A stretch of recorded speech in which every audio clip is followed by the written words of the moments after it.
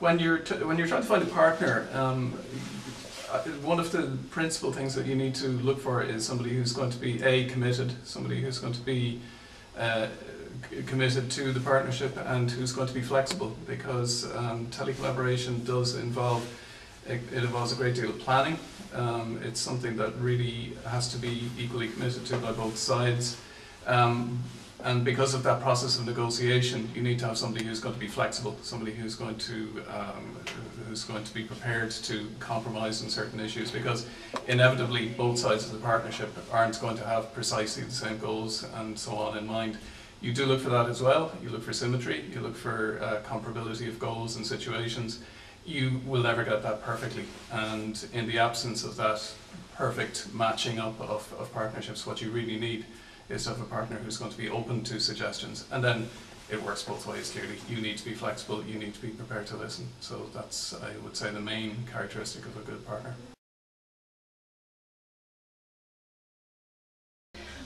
I think when you're looking for a partner, it's always difficult if you don't know that person and you're going through a partner search, which is such as what we have in Intent. So I would say the first thing you have to do is take time to get to know that person socially, see if there's an affinity. I think it's just like in anything you try to do, if there's not affinity, it's not going to work. You're going to have, it's not so much what you're looking for in the partner as what you're looking for, I think, in the partnership. You have to really work to make the relationship work, and this is not going to depend on the other person or you. It's going to depend on how much effort each person puts into it, and the willingness to collaborate and the willingness to go beyond cultural and linguistic boundaries. The same thing that you would ask of your students to be able to do, you have to be able to do yourself.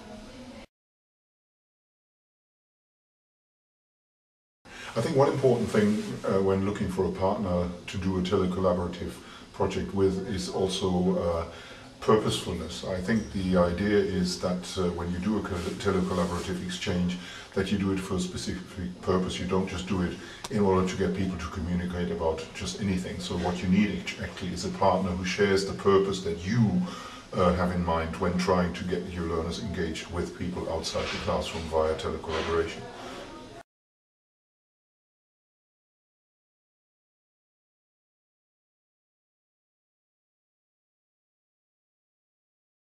Yeah, why has it worked well? Andreas, well, what would you say? It worked well because I think you're a very responsible partner. Mm-hmm. So I think that's one of the most important things.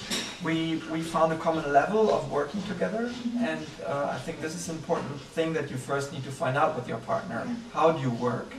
I also think it's important that you feel, hey, they're really curious about my context. Yeah. Yes, very much so. They don't start talking about themselves and the kind of boxes they have to tick at their institutions and in their context, but they start out with wanting to find out about, hey guys, what is it that you really need to get out of this? And what are the potential challenges, what are your constraints, and is there any way I can even help you with that? You know? Yes, you have to develop a feeling and an understanding for the other context, because otherwise you don't come together, because context can be very different indeed. And I think the students pick up on that, you know, if you don't sing, or if you hadn't sung from the same hymn sheet, I think those that we expected to also sing from the same hymn sheet during the exchange, it wouldn't have worked. Right. Yeah. So, I mean, there are certain things that, there are little things, like, for example, telling each other about your working habits. So, when do you work is very helpful to know, you know, are you a late night worker, for example, or do you get up early in the morning? So when you send a task and you expect an answer from your partner teacher, that you approximately know when is he or she online and is working on things.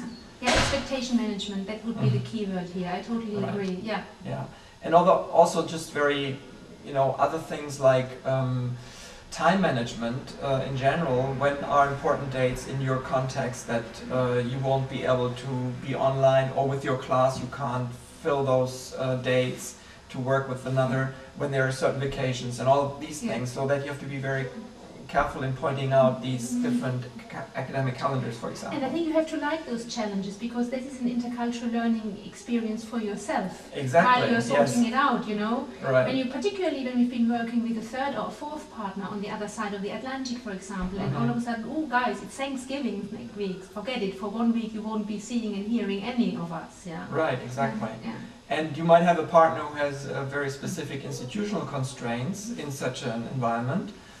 Like, for example, in this exchange you just mentioned, this 3 or even 4-way exchange.